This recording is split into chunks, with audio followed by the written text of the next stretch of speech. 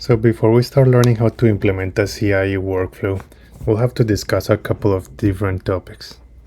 First, we'll talk about exit codes. So whenever you run a command in the terminal, your command can either succeed or it can fail. If we, for example, run ls, it just printed all the contents of the current directory, so it succeeded. But if, for example, we give it some illegal option or invalid option, we'll see that it failed and it's showing us some error. The way we can tell whether a command succeeded or failed is with its exit code. The way you can access exit code in bash and some other shells is by using the question mark variable. So what we can do is we can do echo, then $sign and question mark, so that we can print the value of the question mark variable. You'll see here what it will do is that this question mark variable is the exit code of the previous command that was executed. So in this case it was this, which had some error. So that will give us an exit code of 1.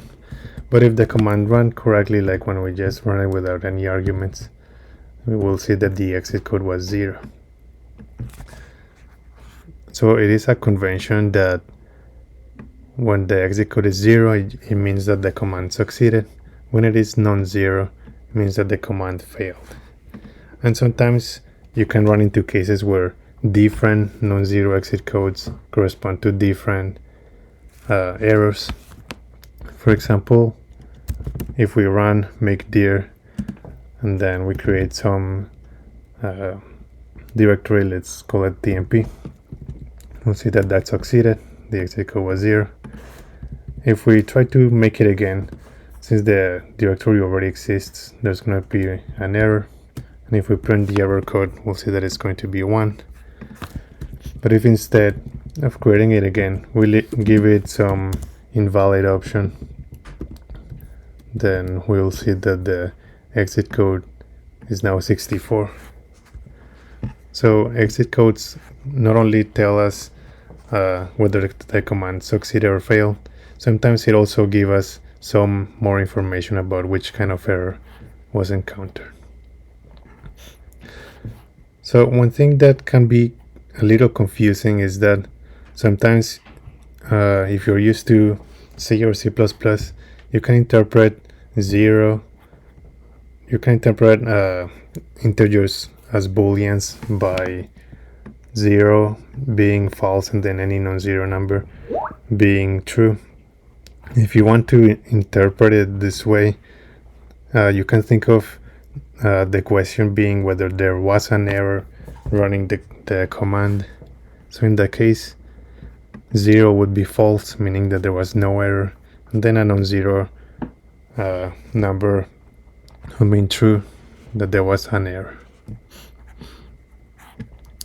So just as a quick example, printing exit codes is not limited to bash using this question mark operator. If, for example, you're calling commands from within Python, you can also access them.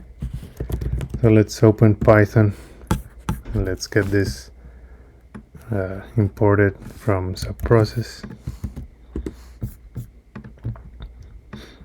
So if we run this command, so this will run ls and it will give us the status, meaning the exit code, and then the output of the command.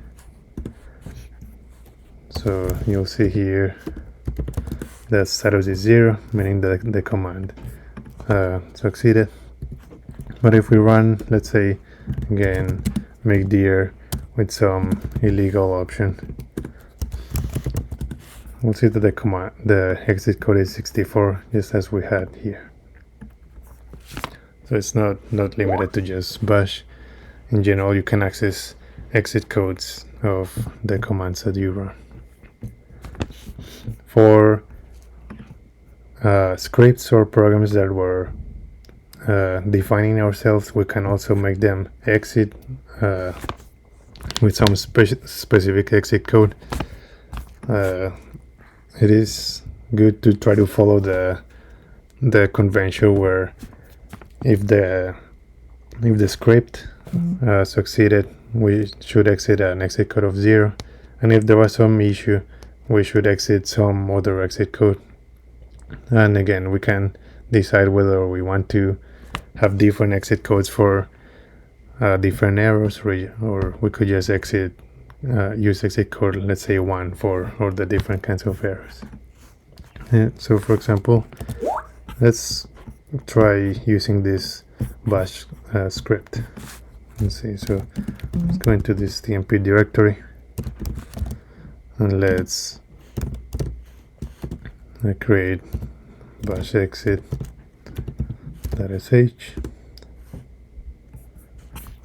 and let's copy and paste this little script.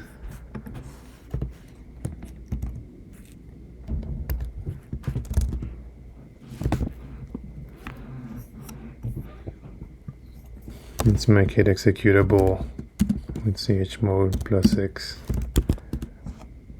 and then we can run it just like this. So the way we set it up is so that if the first argument that we pass is hello, it's going to exit, it's going to use an exit code of 0, and if it's something else, it's going to give us some exit code of 59. So let's try this. So if we do this, and then we try printing the exit code, we'll see that it was 0. But if we use some other string here, we'll see that the exit code was 59. This was just a shell script, but it's also applicable to C++, Python, or whatever else you might be using. This other quick, here we have another quick example of how we can use it in Python. So if we create Python exit.py,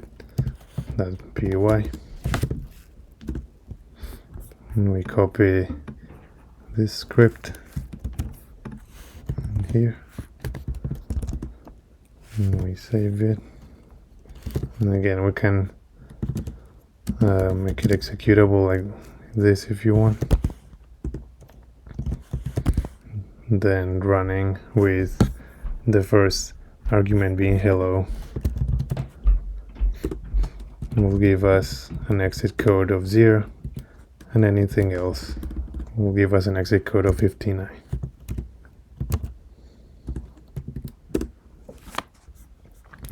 Now, even though I told you that this is a convention, it doesn't mean that everyone follows the convention. There's some scripts that you sometimes run into that return a non-zero exit code to indicate that it succeeded, but it succeeded sort of like in different ways, or that it did sort of like different things.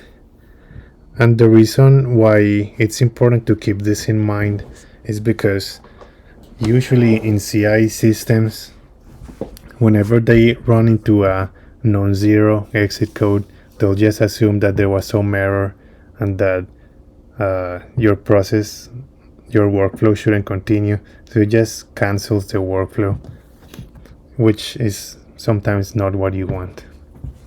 So it's useful to know how to ignore exit codes sometimes.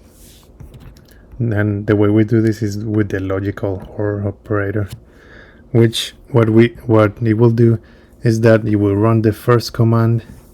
If it succeeds, then it just doesn't do anything else. But if it fails, it will go into the next command over here and it will run it. So what we can do is we can ensure that the next command over here always returns a 0 exit code so that the CI can continue. So as an example,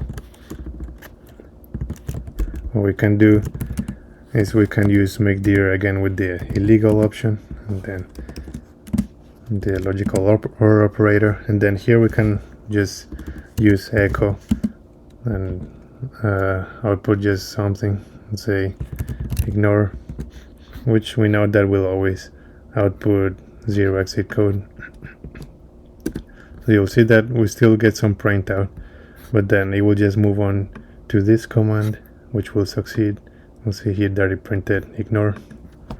And then you'll see that if we print the exit code, it's simply going to be 0. So it will think that the whole command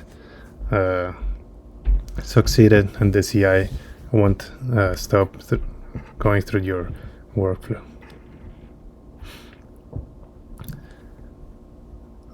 So this is it for exit codes. I will see you in the next lesson.